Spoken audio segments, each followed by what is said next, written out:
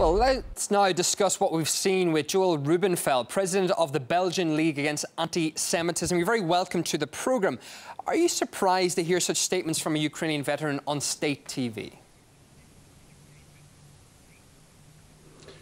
Well, definitely, that's what I heard from this guy is really insane. And now what we have to know to learn if that's just an isolated incident of a guy who maybe is not in full control of his intellectual capacity, or if it depicts, if it illustrates a more deep problem as we are facing in some Eastern European countries regarding their narrative, the official narrative about World War II.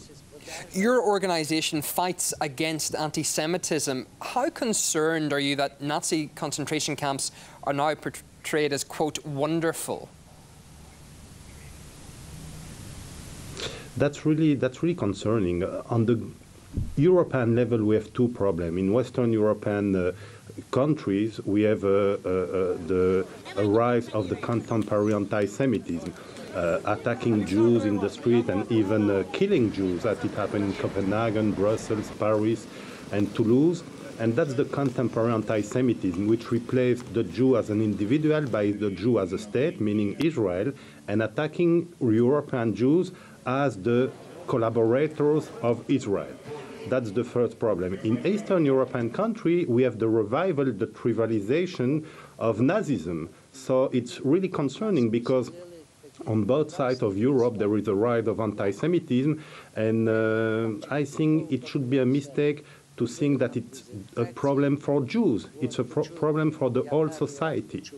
I think that it's an assault on European democracies, and we have to face it, to identify the disease, and then to cure it with different medication according you are in the West or in the East.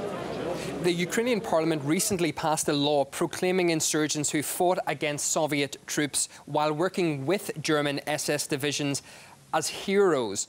What are the dangers of such a decision? That's really dangerous. You know, Europe was built on one promise, never again. And today you have people who say never happened or even once again. And the fact that they are rewriting, like in the Baltic states. I've been a few times in Latvia, in Riga. Each March 16, you have a big parade. In front of those parades, there are old former Waffen-SS opening the march with children, with women, with men, and honoring the Latvian Legion, which is the Waffen-SS, the Latvian Waffen-SS, saying that they are freedom fighters. Of course, they were fighting an evil, which was communism, but Nazism was also an evil. So you cannot cure the plague with the cholera. And if the society, if today Ukraine is going on this path to rewrite history, to forget its past, and to make a wrong right, to make from Nazism, to depict them as heroes, well, probably Ukraine opened the path to a kind of deperdition. It opened the gates to hell, trying to travesty, to change the story, to rewrite the history. So that's really concerning. It should concern Ukraine first.